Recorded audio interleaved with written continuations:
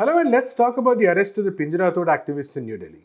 The activists, Devangana Kalita and Natasha Narwal, were arrested on Saturday. They were granted bail on Sunday but were immediately rearrested, and this time the charges included murder. Now, the Delhi police has been saying that it's been conducting investigations into the February riots in New Delhi. Over 50 people were killed in these riots, places of worship were destroyed, and the majority of those affected were Muslims. But if you look at the pattern in the police investigation, it seems that those being targeted are those who were organizing the protests against the CAA in the months before. So, what exactly has been happening here? We talked to Oishi Ghosh, the president of the Jawaharlal Nehru University Students' Union, on this issue. Yesterday, student leaders across the country had held a press conference in which they condemned the using of the pandemic to crack down on those who are raising voices of dissent against the government. So, here's what Oishi had to say. So, first of all, I wanted to ask you about the arrests themselves. So, we've seen that over the past month, there have been a number of such instances, both of students and of activists, and in various universities. So, there have been students of Jamia, JNU, other universities across the country. So, how are the students' movements across the country seeing this trend?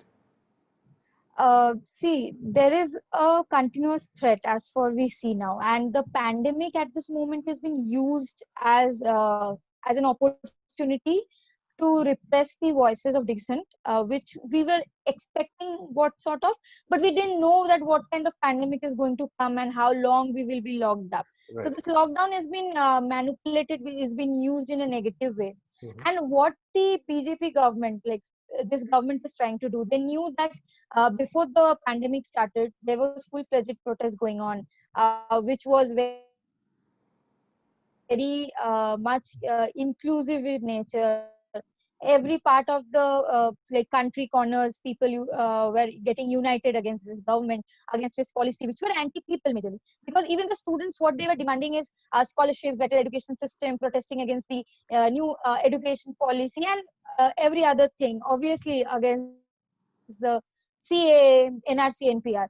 And what happened with the pandemic, that all of us understanding the like importance of a pandemic, like importance of our role in this pandemic, fighting against this COVID, we all dropped ourselves back, having faith that the government will be fighting against this pandemic at this moment. And even in Shaheen Bagh and all, everyone came back as the lockdown started, saying that this is not end of our protest, but we are keeping everything at a halt, understanding the present situation.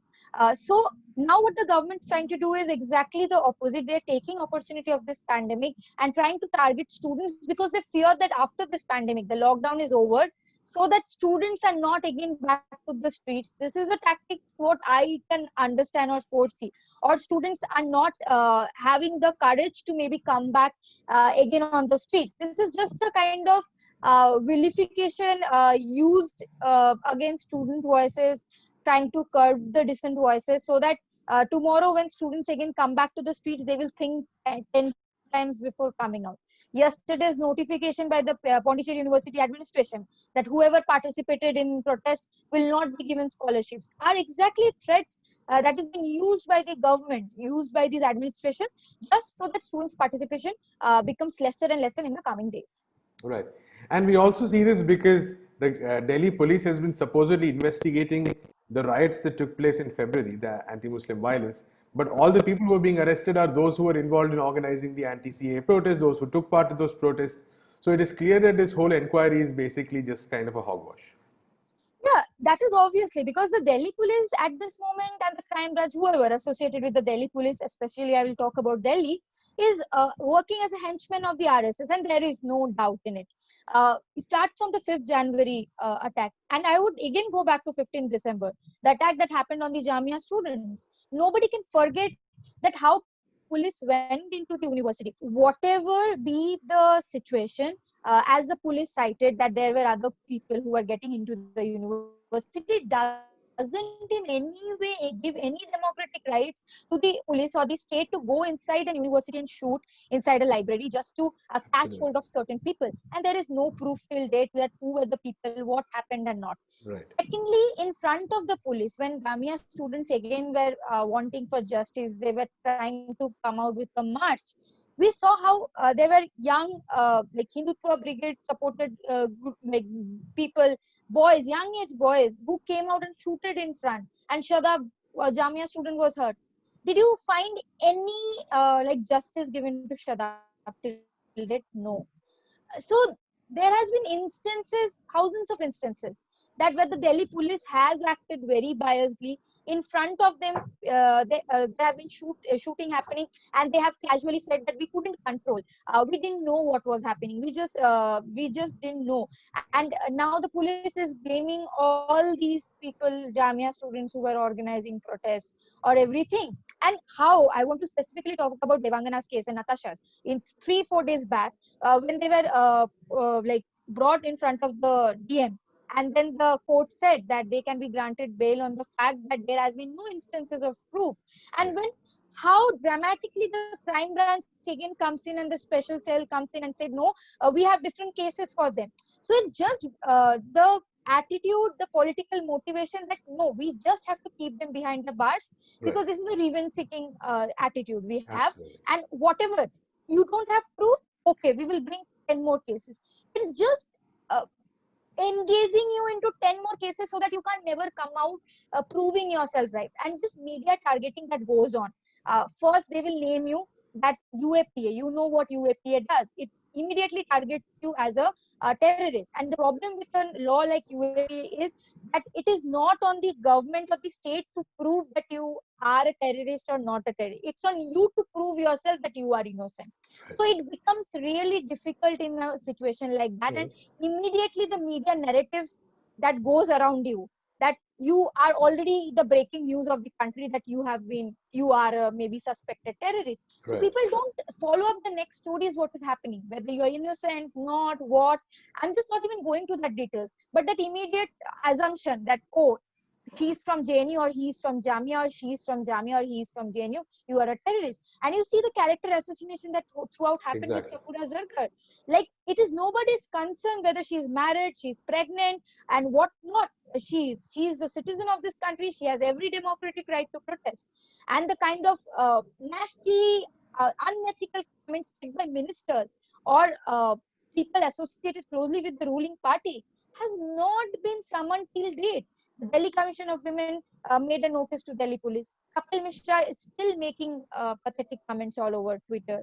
But nothing is happening. It's sad Exactly. at this moment that how people who are trying to like talk about justice are trying to talk about and trying to hold the real picture of this country are being told that you are anti-national. But Exactly. what is nationalism for us? It's so that our country doesn't break into parts. Our country today doesn't break into the name of Hindu, Muslim, or whatever religious kind of fundamentalism this RSS people are trying to do. We are trying to stand against these kind of thing and trying to say that we want to save our secular fabric of the country. And what we want at this moment is to fight against this pandemic, or later we would want better environment for education, better job facilities. And immediately you say that you are being targeted, that you are from JNU, then you should be anti-national. You are from Jamia, you should be terrorist. So Right. these certain demarcations that has been made for students is really going to go a long way, and it is going to harm the fabric of our country, of course. In our next segment, we bring you a section of an interview between Vijay Prashad and noted writer Arundhati Roy. Arundhati Roy talks about her plans after the pandemic, and this primarily includes setting up an international tribunal or working for an international tribunal which will try or which will examine the role of the governments during this pandemic. This is especially relevant considering how the Indian government has failed massively with respect to migrant workers during this lockdown. Here's what she had to say. What's really powerful about the most recent piece in the Financial Times, it's called After the Lockdown, We Need a Reckoning. Most people after the lockdown ends are going to, go to the park or visit people and so on. But Arundhati Roy is going to spend her time organizing the COVID trials, as you call them. You say at the end, we need COVID trials in an international court at the very least. That's my post-lockdown reverie.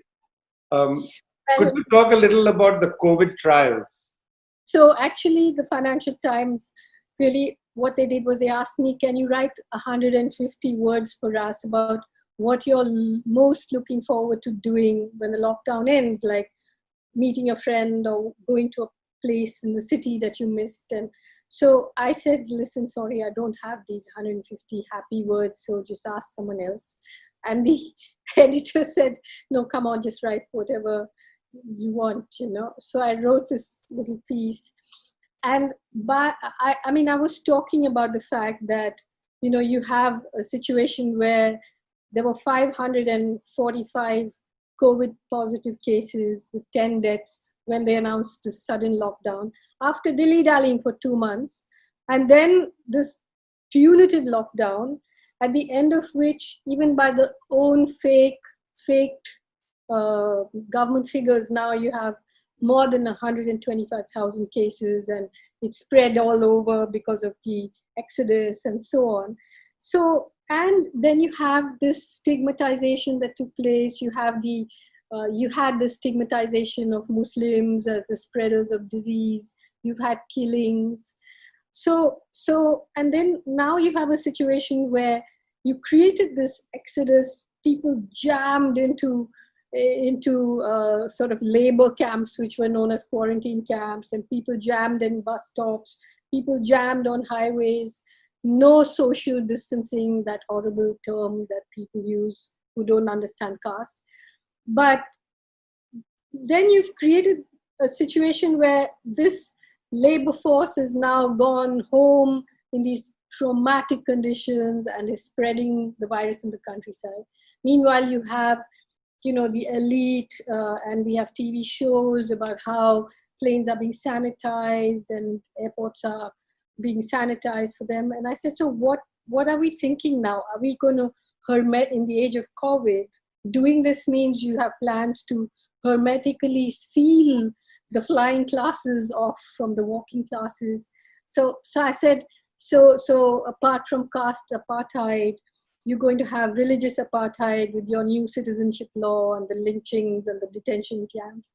And you're going to have a kind of class apartheid where one class, their bodies are a biohazard to the other class, So in this context, I said that this kind of havoc that has been created, we need an accounting.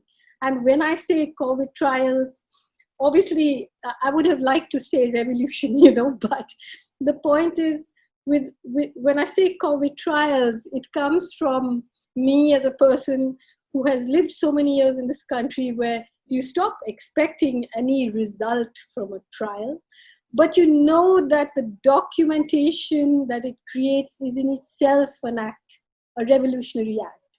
And we really need to know what the hell happened. You had this media, you had weird sort of virologists and epidemiologists just throwing out whatever theories they wanted. Everyone has been terrorized, everyone is stigmatized, nobody knows what to believe. You really led us into a horror show. So somehow to unravel this, you need some kind of systematic information at least. That's what I meant. I can't bloody well go and have a walk in the park when all of us are just, it's been harrowing. For those who are walking, it's been harrowing. For those who are thinking, it's been harrowing. For everybody. I think this is a very good idea, and I look forward to the International Tribunal. It's like the Russell Tribunal for COVID trials, and I think starting in India and Brazil may be a good idea. Like the Iraq War Tribunal, I was on the jury there, and I saw how much work happened, because unless we can unpack this thing, it will be done to us again. And this moment of panic, it's a panic-demic. It is being used to control us more and more. All kinds of things are happening, even now, fake news, fake videos, scare videos, fake phone calls. It's a state that's preparing to kind of steal our oxygen forever. And we've got to break out. I just want to ask one little question. In the middle of all this, there was a poll release.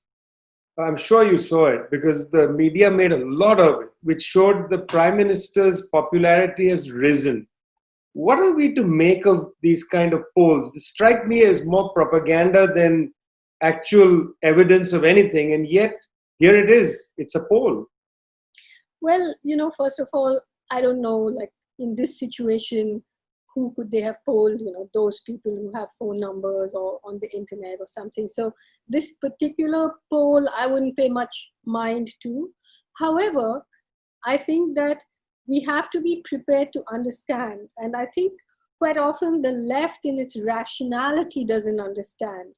There's a massive game of psychology, of aspiration and imagination going on. Like one of the things that's going around is, saying that Modi is Abhimanyu.